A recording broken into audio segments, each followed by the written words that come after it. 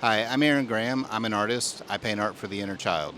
Um, I worked on this book, How the Sailfish Got Its Name, and I'm really excited not only that the book's coming out, but that it's going to benefit the JT Jester Foundation, who does really, really great work. I made the book with my wife, Michelle, and we're just both thrilled to see it come to life.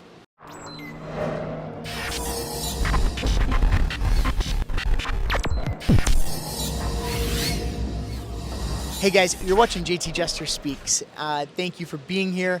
I'm so excited because today's guest is Aaron Graham, and him and his wife, Michelle, have put together this amazing book, How the Sailfish Got Its Name, and brought it to life through their artwork. And I'm so excited for the journey with this book and what it means for the foundation, and I cannot thank them enough for what they have done. And so we're going to hear a little bit about Aaron's story and his wife Michelle and how they as a team of artists have come together to do some amazing things with their art.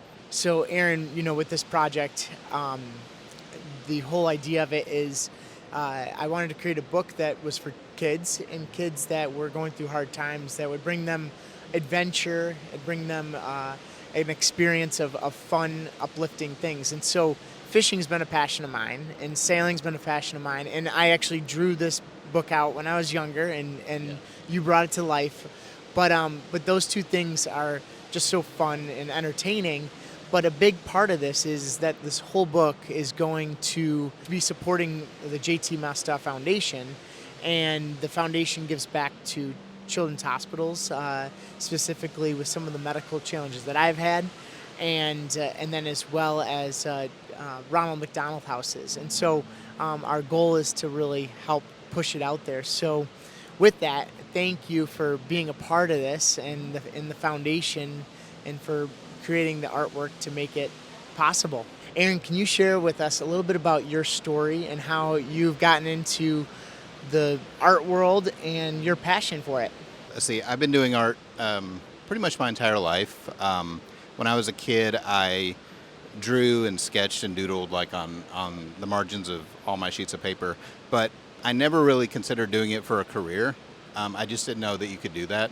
I wanted to do all sorts of other things, like be an astronaut, be a scientist, stuff like that. But finally, I guess it was about my senior year of high school, I started getting into art more and started wanting to be an illustrator, maybe a comic book illustrator. I wasn't sure. And so I went to college, ended up with a graphic design degree, but I also minored in illustration and painting. That's also where I met my wife, Michelle. And Michelle had the idea one day, like, hey, what if I took all these little doodles and sketches and stuff, like from when I was a kid, and make that into like big paintings and stuff. And honestly, I thought it was an interesting idea, but I didn't think anybody would go for it because, like, I don't know, who would like these little things that I did when I was a kid? But I started doing it, and it really seemed to kind of strike a nerve with people. And so I started doing it more, and I guess it's been a while, and I've been doing it ever since. Your message in a lot of your art, and sort of the message that I'm really trying to push is very close in alignment with just bringing out the best in people, positive attitude, and Right. that they matter. So Aaron, you've talked about your story of how you've gotten into the art that you're doing, but what is the passion and what's the drive and the message behind what you're doing? My art does have a lot of intention behind it. I call it art for the inner child, and that's where it's kind of a blend of work inspired by stuff that I did when I was a kid, but then I also bring, kind of a more sophisticated light to it. And Michelle does the same thing with hers. We're definitely both aligned as far as that goes. I just think it's really important in my art. I try to convey a sense of hope, of dreaminess and imagination, and things that I think that a lot of us tend to lose as we get older. Whenever I make a piece of art, I pretty much always have two people in mind. The first one is myself when I was like 5, 6. Just kind of like if I had something to say to him, or if he had something to say to me, kind of what would that conversation feel like? And then the other one is just my son. Like, what sorts of messages, what sort of world do I want him to kind of be around and grow up in? You know, you mentioned how your wife and you work together as a team. How is that experience of working with your wife, and how does your art and her art complement each other and work together? She does encaustic painting, which is a hot wax technique that's really cool, and you can get a lot of layers that way, and it looks really translucent and really, really neat. Then she also does this, it's kind of like a meditative line art. I don't know, just a ton of detail, and does these mandalas, and a lot of times works those two in together. And so we when we work together, a lot of times we take those and we combine them. Yeah, we find ways to mesh the two. I think our color palettes are pretty similar, and it's just neat to kind of take what I would normally do and then have her add in a lot of textures, a lot of depth, a lot of things that I wouldn't normally do, a lot of lines. You know, I bring styles and ways of thinking about a project to her, and so you know, it's kind of neat how we can go back and forth to each other, and I don't know, we constantly have ideas of things we could do.